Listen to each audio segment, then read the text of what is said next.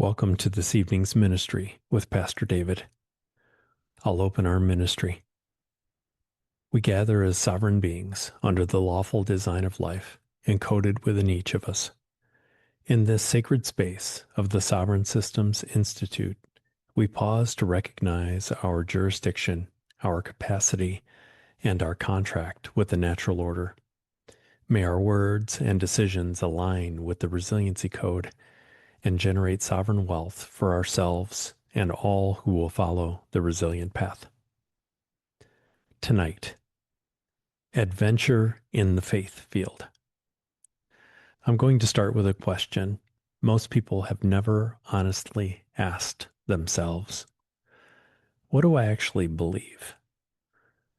Not what you say you believe, not what you post about, not what you perform on Sunday morning or in the presence of people who expect a certain answer from you.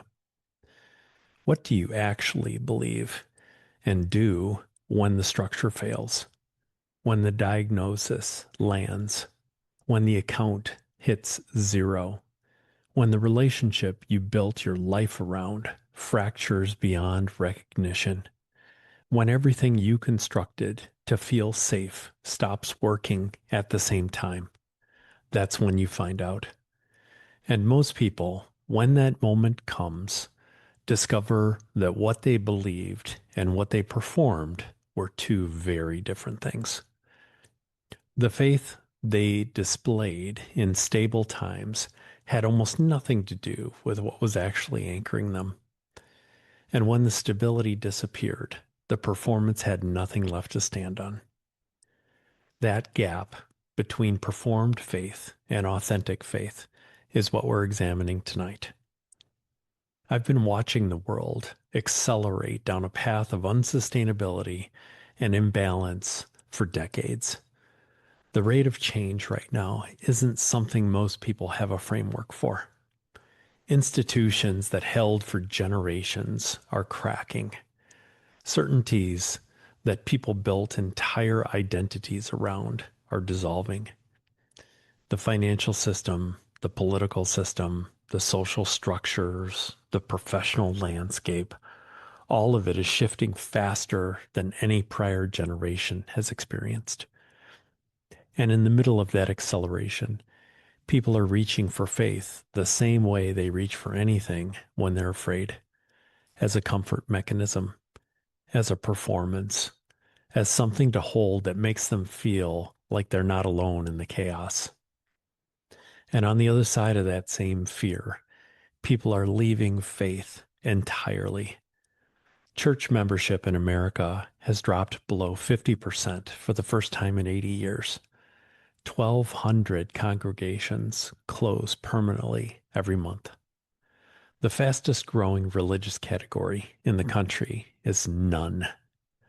Not atheism, not agnosticism, just none. People aren't finding a better answer. They're walking away from a performance they no longer have the energy to maintain. Both responses, clinging harder and walking away, are reactions to the same pressure. Neither is examination.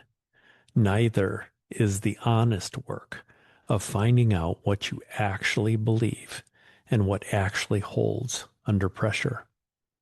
That's not faith. That's sedation with religious language. Authentic faith doesn't emerge from comfort.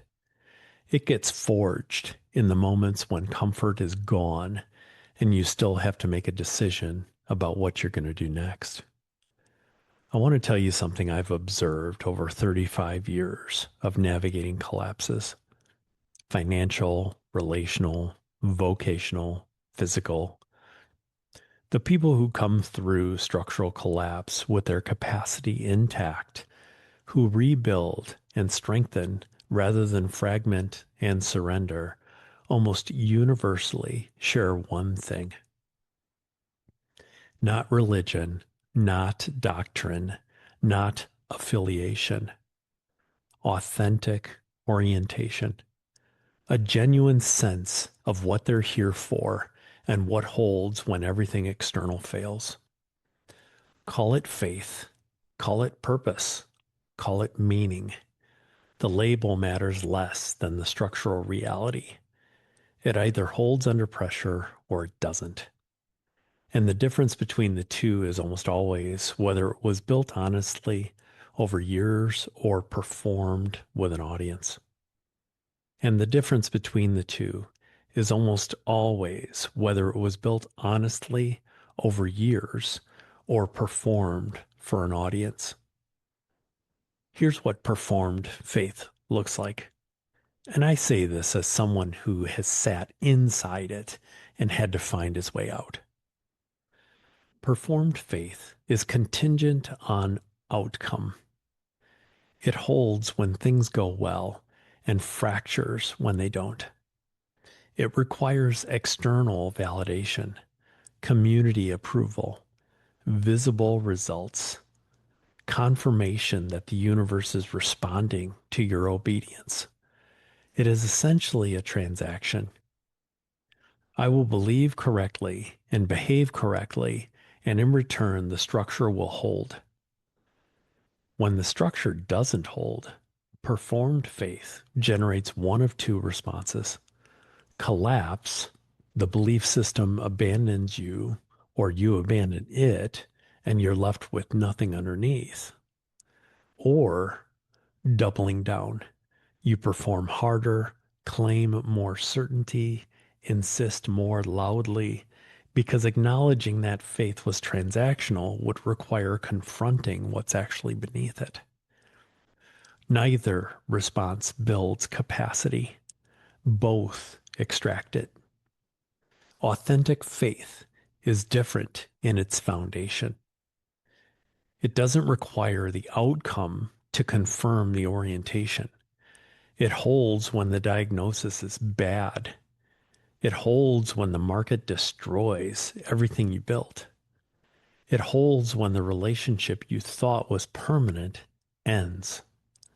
Not because authentic faith promises a certain outcome, but because it provides structural orientation independent of that outcome.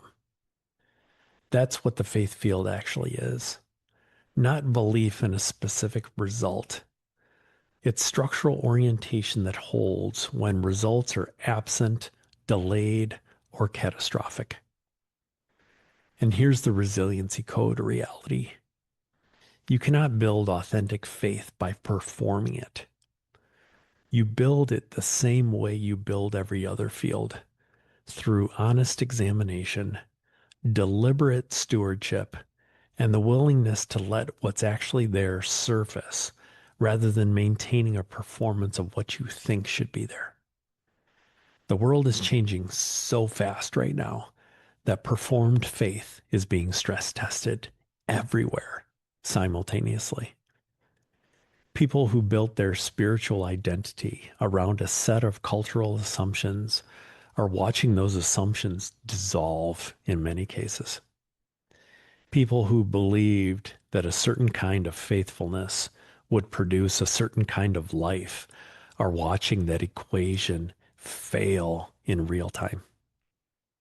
Just ask the people in many of the countries around the world right now, which just had their civilizations upended almost overnight.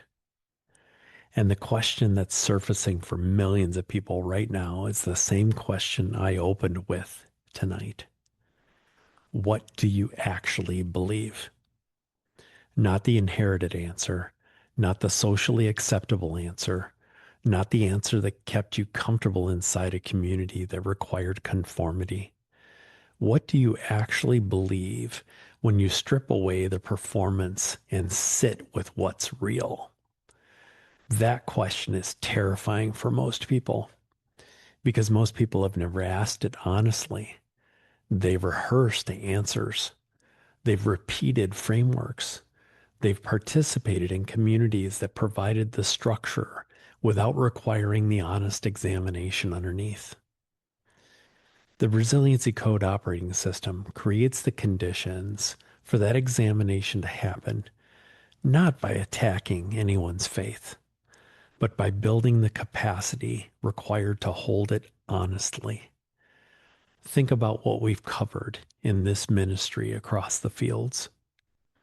Physical integrity means your body isn't so depleted that every spiritual question gets filtered through cortisol and inflammation. You can't examine what you actually believe when your nervous system is in chronic collapse. Emotional field regulation means you can sit with difficult decisions without shutting down or fragmenting. You can hold the discomfort of honest examination without reaching for the nearest comfort mechanism. Intellectual field sovereignty means your thinking belongs to you. You can examine inherited belief structures critically without either defending them blindly or abandoning them reactively.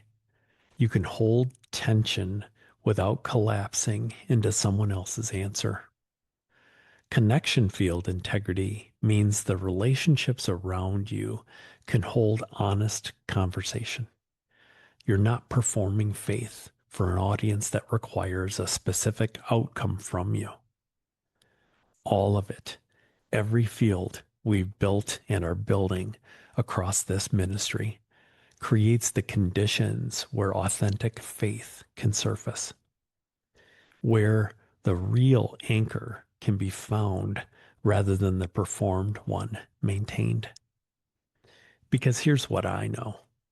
The authentic anchor is there. It's been there underneath the performance, underneath the inherited frameworks, underneath the socially constructed identity.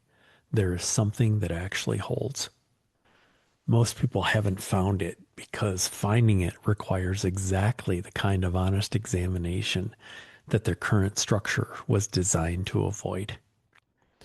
The world accelerating around us right now is doing something brutal and necessary simultaneously.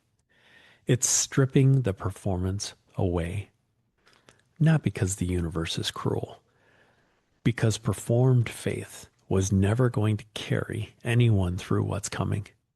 And what's coming requires the real thing. In the age of AI, where the authenticity of anything digital is questionable, what do we as humans have left? Each other. The people who will navigate this period with capacity intact are not the ones with the most elaborate belief systems or the most confident public declarations. They're the ones who know what actually holds when nothing else does. Who has done the honest work of finding out what they actually believe rather than what they perform, and who closest to them has done the same? That work is internal. It's uncomfortable. It cannot be outsourced to a community, a doctrine, or a charismatic leader. It is sovereign work, your jurisdiction, your capacity, your contract with the natural order. Here's the resilient path through the faith field. The signal is pressure. In stable times, performed faith and authentic faith look identical from the outside. Under pressure, they diverge immediately. Pause. Where have you felt that divergence? Where did the language you usually reach for suddenly feel hollow? Where did you discover that what you said you believed and what actually steadied you were different things? That gap is not a failure. It's the most honest information your faith field has ever given you. Prepare. Do the examination the performance was designed to avoid. What do you actually believe about why you're here? Not the inherited answer, not the community approved answer. What orients you when you strip away everything external and sit with what's real? This examination doesn't happen in one conversation or one session. It happens across years of honest living, honest failure, and honest rebuilding.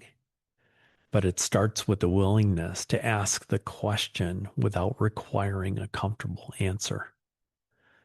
Participate. Build your life from authentic orientation, not performed certainty. That means letting the faith field inform your decisions rather than justifying decisions you've already made. It means allowing what you actually believe to have structural weight in how you steward your time, your relationships, your resources, your work. Performed faith decorates a life built on other foundations. Authentic faith is your foundation. The world is not slowing down. The pressure is not lifting. The acceleration is going to continue, stripping away everything that was performing rather than holding. What remains when everything is on the line is the only thing that was ever real. Find it, hold it, build from it. Collapse is optional, but only if your faith field is anchored in what actually holds, not what you perform when the conditions are comfortable. I'll now close our ministry this evening. Having prepared through this fellowship, we return to participate from our individual sovereignty, carrying the coherence generated here into our respective fields, in service to the lawful design of life and the continuation of this work.